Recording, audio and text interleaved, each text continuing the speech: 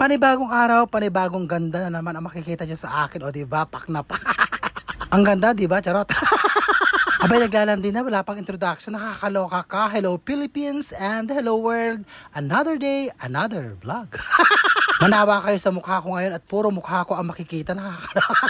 Wala na ako maisip na content ko dito. Pag mukha ko na lang ipapakita ko sa inyo. Nakakaloka. Pumunta na kayo sa reels ko at nandun yung pampaganda at umorder na kayo. Nakakaloka.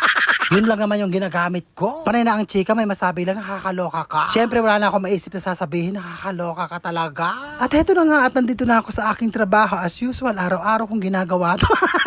At heto na nga, at tapos na ang aking maghapong pagtatrabaho at nandito ko sa DIY para bumili na aking mga kulang-kulang na gamit.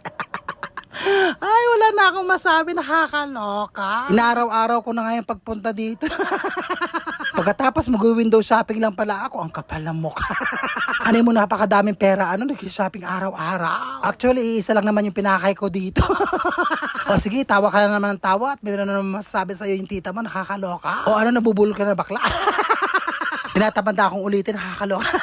At heto nga lang yung bibiling ko dito, yung tape. At napakabilis nga maubos ang tape ko ngayon, sobrang dami ng pasyente ko. O diba, pak na pak, charot.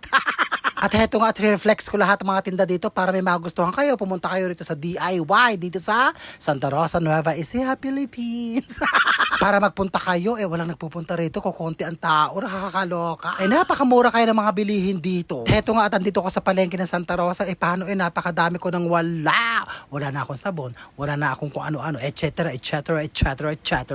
Sige, mag-model ka bakla.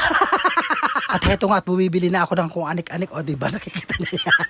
Puro pagkain, nakakaloka. Pagkatapos bumili na ako ng lutong ulam para kay Maro. Siyempre, hindi ko makakalimutan ang itlog at saka ang mantika. At saka yung hotdog na mahal na favorite ni Maro, nakakaloka. Mahal talaga.